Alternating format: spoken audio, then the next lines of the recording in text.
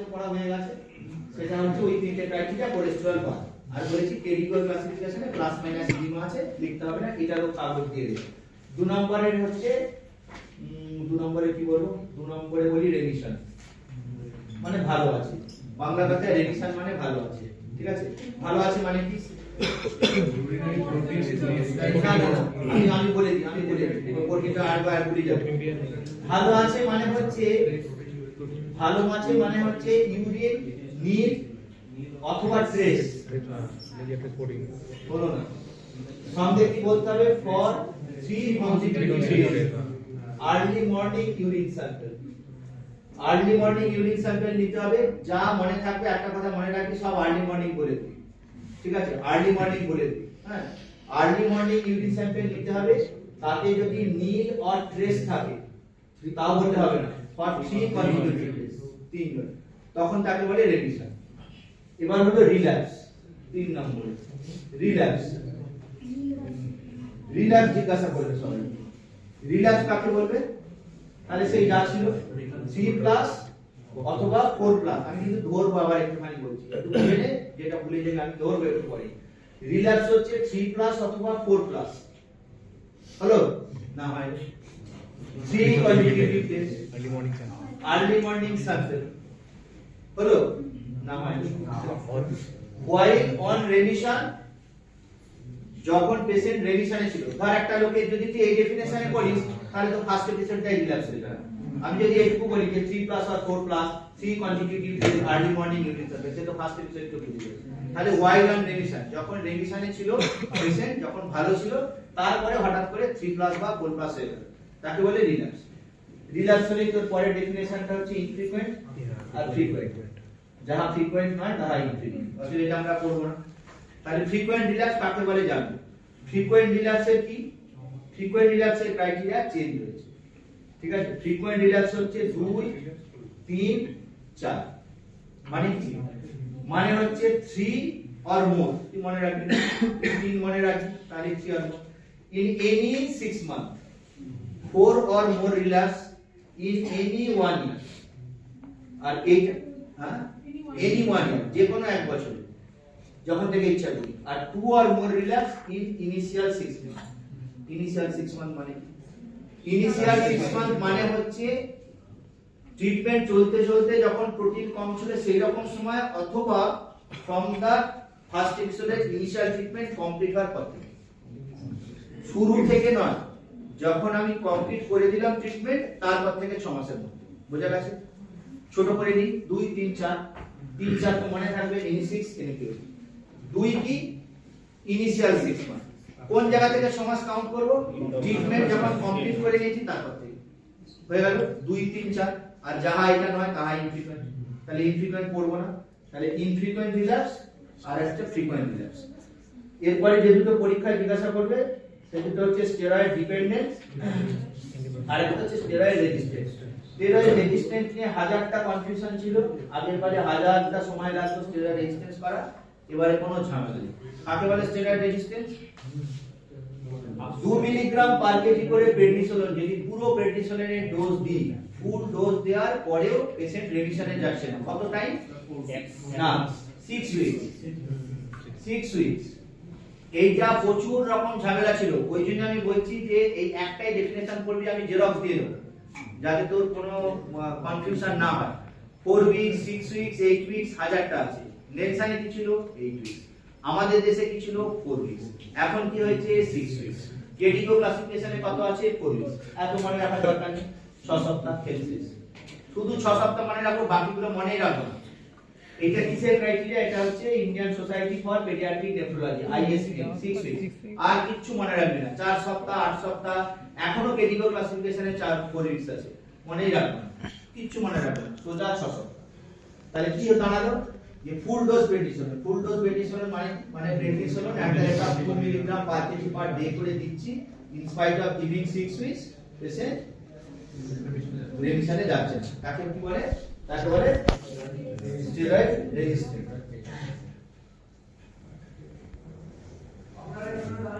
এরপরে steroid dependent. Dependent মানে কি? স্টেরয়েডের উপর ডিপেন্ড করে আছে। ডিপেন্ড করে আছে মানে স্টেরয়েড না থাকলে জীবন চলছে। তার মানে কি? মানে হচ্ছে within 14 days of completion of steroid অথবা যখন অল্টারনেট ডে থেরাপিতে থাকছে তখন যদি পেশেন্টের রিল্যাক্স হয়ে যায়, তাই কি না, 2 consecutive relapse, তাহলে পুরোটা কি দাঁড়ালো 2 consecutive relapse when on alternate day steroid therapy or within 40 days of his discontinuation. আর একবার 2 consecutive relapse while on alternate day therapy or within 40 days of a discontinuation. এবার ব্যাপারটা জেনে দেখ, একটা পেশেন্টকে প্রথম ফার্স্ট উইকে ট্রিটমেন্ট কত সবার পড়া হয়ে গেছে বলে আমি বলছি 6 উইকস প্লাস 6 উইকস, তাহলে আমি 31 December 6 weeks plus 6 weeks complete করে বাড়ি ছেড়ে দিলাম। জানুয়ারি মাসের 10 তারিখে ফুলে ঢোল হয়ে চলে গেল, ঠিক আছে? তাহলে এইটা কি স্টেরয়েড ডিপেন্ডেন্স কি ডিপেন্ডেন্স না, উইদিন 14 ডেজ অফ ডিসকন্টিনিউশন। কবে বন্ধ করেছি 31 অর্থাৎ দুটো হতো, তাহলে এটা ডিপেন্ডেন্ট নয়। কেন? এটা তো ফার্স্ট রিল্যাপস, এটা ডিপেন্ডেন্ট নয়, ঠিক আছে? এটা ডিপেন্ডেন্ট নয়। এবার এই পেশেন্টটাকে আমি আবার ট্রিটমেন্ট করলাম জানুয়ারির 11 তারিখ থেকে। যে কি করলাম 2 উইকস প্লাস 4 উইকস করব ইনফ্রিকুয়েন্ট ফার্স্ট রিল্যাপসের ট্রিটমেন্টে। 2 উইকস মানে ডেইলি ডোজ দিলাম, এটা অল্টারনেট ডে দিলাম। এই 6 সপ্তাহ কবে কমপ্লিট হয়ে গেল? জানুয়ারি, ফেব্রুয়ারি, মার্চে কমপ্লিট হয়ে গেল। 31 মার্চে কমপ্লিট হয়ে গেল। আমি এটা রাফলি লিখছি 2 প্লাস 4 উইকস মোটামুটি মার্চে কমপ্লিট হয়ে গেল। আবার ফেব্রুয়ারি 7 তারিখে চলে যাবে। এইবার এটাকে আমি স্টেরয়েড ডিপেন্ডেন্স করব। কেন? 2 consecutive relapse, 2 consecutive relapse, বুঝতে পেরেছিস? এবার দেখ, এবার আর হলো না, এবার ভালোই ছিল। 2028 সালে আবার এরকম একটা ঘটনা ঘটলো, সেটা স্টেরয়েড ডিপেন্ডেন্স না, কারণ দুটো কনজিকিউটিভ রিল্যাপস না। বুঝতে পারলাম? এইবারে ছিল জানুয়ারিতে আর মার্চে চলে এসেছে। বুঝতে পারছিস কি বলছি? তাহলে দুটো কনজিকিউটিভ রিল্যাপস হবে। এইটা কেন স্টেরয়েড ডিপেন্ডেন্ট নয়? কারণ এটা 10 জানুয়ারিতে কেন নয়? কারণ দুটো হয়, দুটো হয়। মার্চেরটা কেন ছিল 10 জানুয়ারি আর 7 মার্চে দুটো পজিটিভ পরপর হলো। আর এখানে ভালোই ছিল, ভালো থাকতে থাকতে হয়তো নভেম্বরে আরেকবার রিল্যাপস হলো, হলো তো হলো। আমি ফ্রিকোয়েন্ট রিল্যাপসের মতো আবার ট্রিটমেন্ট দেব।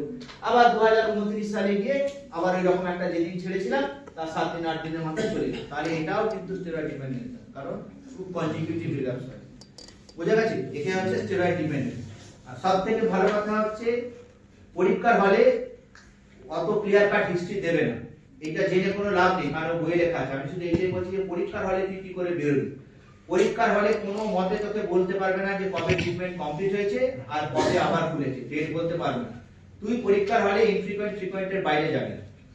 তোকে যদি বলে এই তো ফ্রিকুয়েন্ট রিল্যাপস এতবার খুলেছে, তুই তখন কি করবি? তুই সেরকম না, যদি একদম শিওর শর্ট থাকি যে একদম 2-4টেই মাস এরকম, হ্যাঁ, যাদের একদম খাতা বাতা মেনটেন করে, ওরা জানে সেরকম যেগুলো, সেগুলোকে তুই বেরোতে পারবি না। কারণ সবাই চেষ্টা করবি ফ্রিকুয়েন্ট রিল্যাপস কেস তো না করুক। ফ্রিকুয়েন্ট রিল্যাপসের কোশ্চেন কঠিন হবে না, তোর ম্যানেজমেন্ট কঠিন হবে, ওইসব উল্টোপাল্টা জিনিস জিজ্ঞেস করবে। তুই সবাই পরীক্ষায় নেফ্রোটিক দিতে চায় যে ফার্স্ট এপিসোড বা ইনফ্রিকুয়েন্ট রিল্যাপস। ইনফ্রিকুয়েন্ট রিল্যাপস সোজা সবটা কোশ্চেন আসবে, বেরিয়ে আসবে। ঠিক আছে? খুব যদি না খোঁচায় বা মা যে না আমার বারবার খুলেছে, এই হয়েছে, কিডনির মাংস নিয়ে পরীক্ষা করেছিল, ওইসব গল্প যদি না বলে তুই ইনফ্রিকুয়েন্ট বলে বেরিয়ে যাবি। কেউ খেয়াল করবে না পরীক্ষার সময়। যেগুলো কভার হয়েছে বলবি না 3বার হয়েছে, ক্লাস 2বার হয়েছে, ইনফ্রিকুয়েন্ট রিল্যাপসের ডেফিনিশন বলে দিবি। বুঝতে পেরেছিস? মানে ইনফ্রিকুয়েন্ট বলবি না, ফ্রিকুয়েন্টের বলে দিবি। যাই হোক, তাহলে স্টেরয়েড ডিপেন্ডেন্স হয়ে গেল। এরপরে আছে হচ্ছে significant steroid toxicity, STT, significant steroid toxicity. এইটা পরীক্ষা জিজ্ঞাসা করে। সিগনিফিক্যান্ট স্টেরয়েড টক্সিসিটি মানে কি রে? মানে সিগনিফিক্যান্ট স্টেরয়েড টক্সিসিটি লিখতে হবে না, কটা মনে রাখিস, আন্দাজে মনে রাখবি, কারণ একটা খাতা দিয়ে দেবো, লিখে কি হবে, কাগজে জেরক্স আমি এক্ষুনি দিয়ে দেবো। সিগনিফিক্যান্ট স্টেরয়েড টক্সিসিটি কি কি আছে? এই 8টা আছে নাকি আমার মনে নেই, লিখলাম। একটা হচ্ছে হাইপারগ্লাইসেমিয়া, লিখবি না, কে কটা মনে রাখিস আমি দেখবো। হাইপারগ্লাইসেমিয়া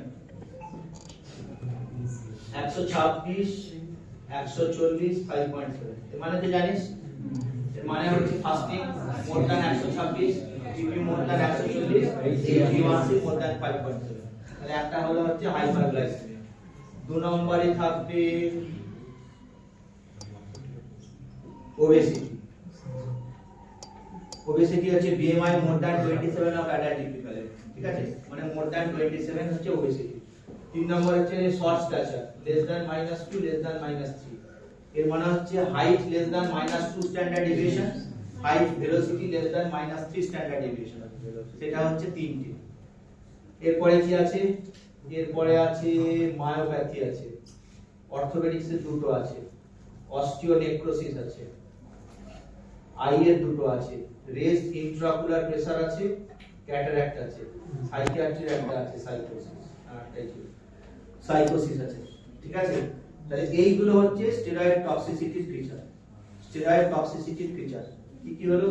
সাইকোসিস, রেস্ট ইন্ট্রাকুলার প্রেসার আর ক্যাটারাক্ট, এখানে মায়োপ্যাথি আর অস্টিওনেক্রোসিস, এই পাঁচটা ক্লিনিক্যাল, আর এখানে ওবেসিটি, শর্ট স্ট্যাচার, হাইপারপ্লেসিয়া।